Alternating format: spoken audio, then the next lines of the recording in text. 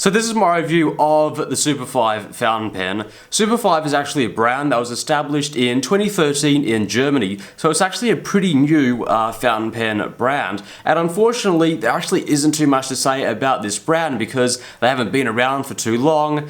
Their pens are actually pretty hard to find on fountain pen sites, not even on Goulet. They used to have them on Goulet pens, but it looks like they don't have them anymore. As well as that, they just aren't one of the big fountain pen players. Their website is pretty much limited to their Facebook page, and as well as that, their range includes this one fountain pen and a rollerball option of this pen. However, don't let that scare you away from this fountain pen brand because the pen, I gotta say, is actually pretty awesome. The thing that really saves this pen, however, is not the body itself, but actually the nib, because the cool thing is, as well as coming with a fine and a medium nib, it also ships with a 0.5 and a 0.7mm stub nib, and that's something that's actually not really common. And the cool thing is, it really makes your writing really pop because you get natural line variation, and that's something that I've really been looking for quite some time. So that's one of the things that really saves this pen, but we'll get into that later. Because first, let's talk about the colors that this pen comes in. This one is obviously the green color, but you can also get this pen in a black, white, orange, dark red, green, and transparent color. And currently there's also a limited edition gold color. I think that's only a run of about 450 pens. As well as that, to buy this pen, it'll also cost you about 25 euros or about 40 Australian dollars. And thankfully I didn't pay this pen. My good friend Bill sent me this pen for Christmas, so big shout out to him for lending me this pen to use. So with all that out of the way, let's just jump into the review of this pen. So capped, this pen is 13.9 centimeters long, uncapped it's 12.5 centimeters long, and posted it is 15.3 centimeters long, and in terms of the weight, it's going to be about 22 grams posted and 16 grams unposted. So in terms of the length, I think this is pretty much the perfect length. It has it right bang on. 12.5 centimeters uncapped is alright. I'm pretty sure most people can use this, but I'm pretty sure most people are going to opt to use this pen posted, and at 15.3 centimeters long, it is a perfect length. Not too long, not too short. And in terms of the weight, I think they have this pen pretty much bang on. So 16 grams unposted is really nice. 16 grams is a sweet spot that I like writing with, and to have a pen that's 16 grams unposted is really, really nice. But having it 22 grams is also really nice to work with. The cool thing about this pen, and something that I do like about this pen, is all the weight is contained in the grip section because this is made out of metal and this is made out of plastic, so you have a really nice bottom heavy pen. And even when you write with it posted, because it's such a because the cap really comes down onto the back of the pen doesn't become back heavy, so this is a pen that I think is really comfortable to write with in terms of the weight and the length. In terms of the grip is actually going to be really similar to the Pilot Metropolitan. When I first saw this pen, I just got Pilot Metro vibes because of this step down and the grip, which is very similar to the Pilot Metropolitan 78G grip. There are these really nice grip lines along the grip of the pen. I think it's really nice, and it's something that's really necessary because one of the things that I don't like about this pen is because it is a metal grip, it's going to be pretty slippery. Metal's not amazing when it reacts with human slime and oils, so metal grip pens are just something that I'm a bit weary about using, but thankfully they have these lovely little grip lines and it makes it a little bit more bearable to use.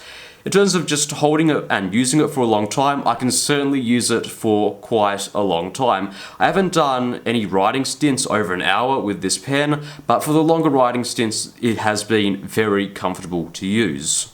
If you take a look at the overall aesthetic of the pen, I do have to say it's nothing too original, but it really is nothing too offensive. Honestly, this pen is very generic. If I just picked it up, I might think it is a just regular ballpoint pen.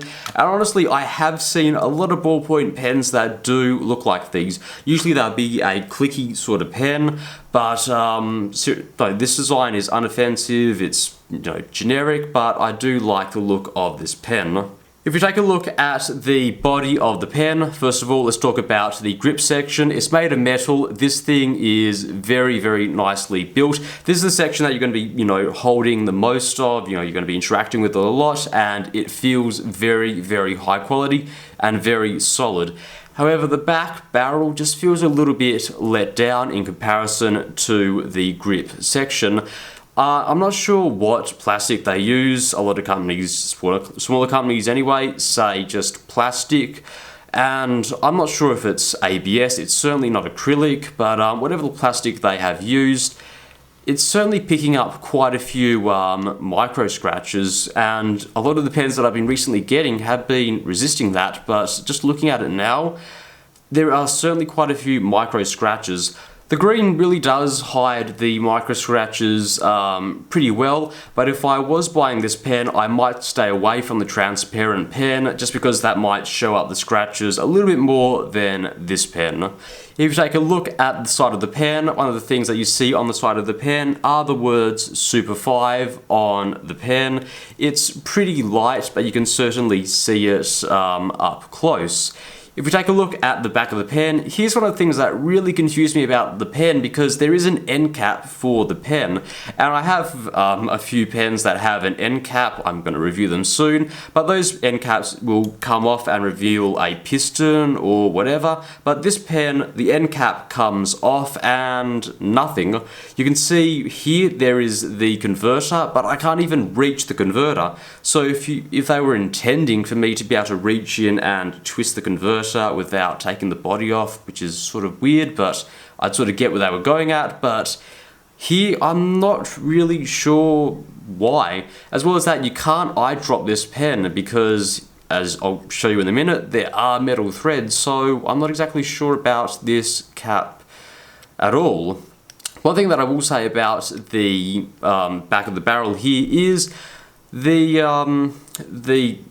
back hasn't really been cut straight, and that's just something that Stephen Brown also brought up in his video, and that's the topic of quality control, because this is a smaller brand, and I'm not sure how quality control works for smaller brands, but obviously for this brand, quality control has not been terribly amazing. With my pen, this hasn't been cut or filed straight, and with Stephen Brown's pen, the end cap was offset to one side, which is just a bit of a shame, because it's just one thing that, brings down this brand.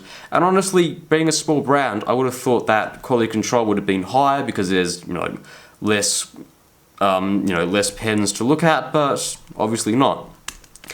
Another thing that I will say about quality control is, well, not really quality control, but durability, because I've had this pen since, well, a little bit before Christmas, and what's that, 4 months, and since then the cap has sort of worn down a bit.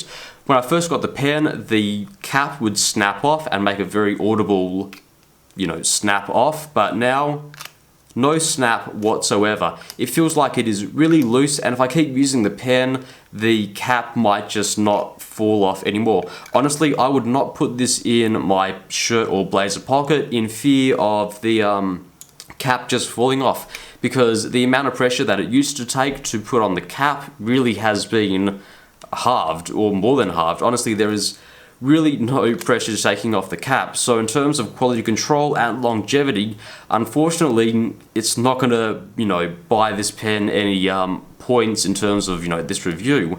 And that is a bit of a shame. If we move on to the pen, let's talk about the threads. Nice metal threads. Thankfully, that's a really good redeeming quality. I do like metal threads because metal threads are very, very solid, and of course the plastic on the barrel is also pretty thick, so I'm pretty sure this should be able to withstand quite a bit of pressure. If we have a look here, this currently has a Kaweco converter, but as I said in my last review, Kaweco means Standard International, which gets the big thumbs up from me. I love Standard International. Standard International is awesome, down with proprietary converters.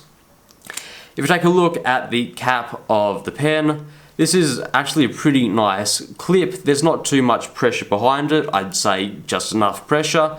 And if you do want to take the clip off, I don't know why you would, but you can. All you have to do is just twist the pen, hold the top, and it easily comes off just like that. Super simple and super easy to put back on. Okay, so I think I have said enough mean things about this pen, because let's talk about the nib, because this is the thing that redeems this fountain pen.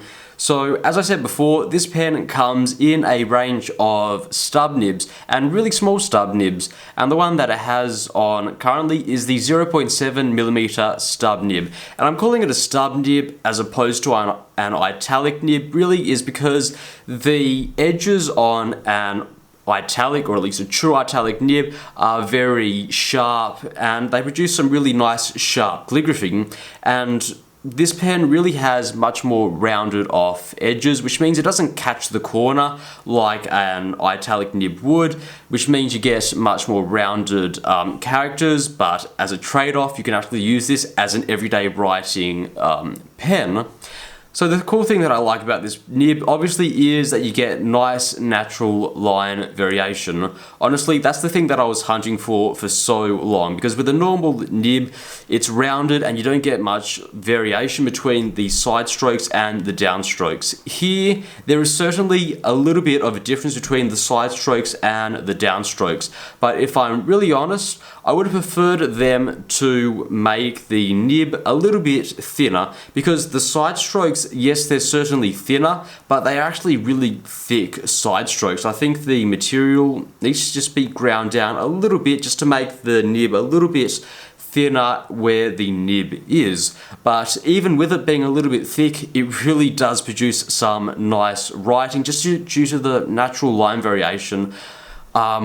I have compared this to my writing with a regular nib, and even though I don't change my handwriting, I do think the writing with this nib is elevated. It looks a lot nicer and just more, I guess, classy or elegant.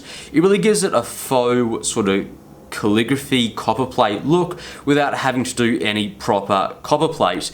And the cool thing about it being such a small nib, because it is a 0.7mm nib, is I can use this nib pretty much every day to do really fast writing, because I do have my great-grandfather's italic nib, and that is a fine italic, and it's a little bit thicker than this, but the thing is I can't use that for everyday writing because it grabs into the paper when you try and write, at any fast speed. This pen, however, you can write at any speed and it will certainly work, it won't grab, and that's something that's really nice. And on that note, I will say this pen is incredibly easy to use. I've been giving this pen to a few of my friends who don't use fountain pens, just to sign a few documents, and honestly they can use this pretty much right away. There's no grey area with this nib, there's no sweet spot. A lot of it is, really easy to use. There's no spot where it's rough or anything. This pen has been ground perfectly. It's buttery smooth. It's really nice to use. In terms of ink flow, this is an above average pen in wetness. I try to stay away with this pen when I use low quality uncoated paper, and if I am using uncoated paper, usually I'll undo the pen and try to desaturate the nib. So I'll twist it, anti-clockwise? No, clockwise, about half a turn, and that will sort of dry out the nib a little bit, and then I can sort of use it for uncoated paper. But this pen really is suited for coated paper. In terms of actual flex, you really don't need to squeeze out flex, but if you do want to squeeze out flex, there really isn't much. This is a pretty stiff nib, and if you push down with this nib, all you're going to get is more ink flow to the page. And I think that's the end of the nib review. I don't think I've missed out on anything. Welcome to the writing sample for the Super 5. I'm not sure what to call it, because Super 5 is the name of the pen and the brand, so I'll just call it the Super 5 fountain pen. The nib is a 0.7mm stub, and the ink that I'm using is Raven Noir by Monteverde.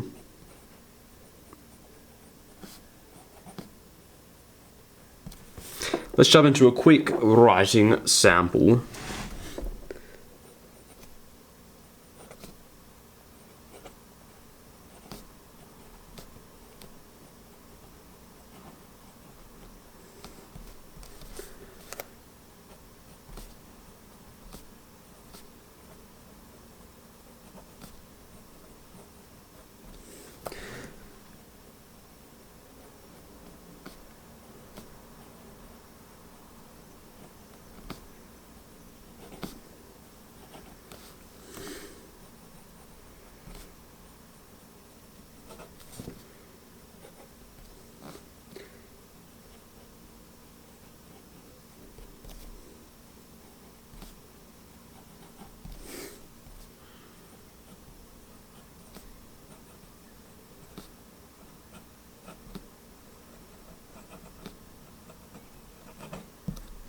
There we go, a quick writing sample, bit of a tribute to the late great Stephen Hawking.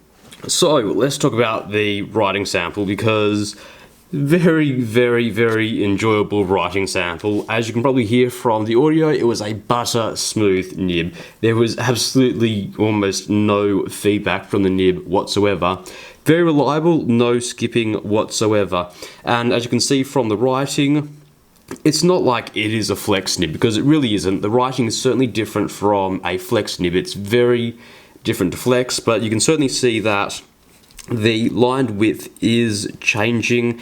There's something different to it, and it's different to, well, certainly different to what you'd get from a ballpoint pen. There's certainly something nice about it, and certainly elevating about it, and we'll get into that later. First of all, let's talk about the lines, because so far all I've shown you is writing, so I can just show you that these are the downstrokes and these are the side strokes, and there is certainly some nice contrast between the side strokes and downstrokes, and that is very, very nice. But usually you're not writing like this, you on an angle, and on an angle it does certainly change a little bit. In terms of flex, no pressure, and building up pressure. Like, there is pretty much no difference, and any difference just isn't really going to contrast very well, because I've always said it's not really how much it flexes, it's really the contrast. If I look at wetness, this is actually a pretty nice wet pen, hence why I say don't use it on lower quality paper. You also get a little bit of a different wetness if you go up and down. Very, very nice to work with. In terms of reverse writing, it's not particularly enjoyable, unlike flipping it over. Reverse writing is not very nice, and it usually isn't all that nice for German pens. I don't think the Kaweco was very nice to use either. In terms of just writing, because contrast is what you want, here's what I've noticed. It really depends with how you hold your pen. So if I hold it 9 degrees up and I write hello, you're going to get a very different type of writing to holding it on a 45-degree angle, and of course holding it on a 90-degree angle.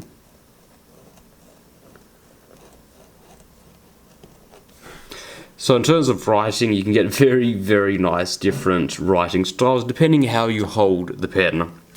If I want to compare it to a proper let me just find a way to hold the camera up. Compare it to a fine nib on this Parker Jotter.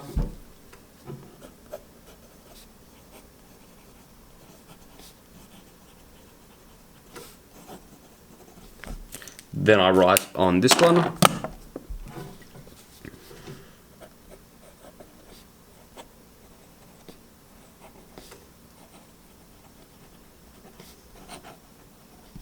Even though I've used a very similar font, I do think that this one is just slightly elevated, something very nice. And if I do, say, for example, an N on this pen, you can certainly see there is something beautiful with this N compared to just... there's just something a little bit better, and I haven't changed the font whatsoever, but this N here just pops out a little bit more. And that's why I genuinely love this nib.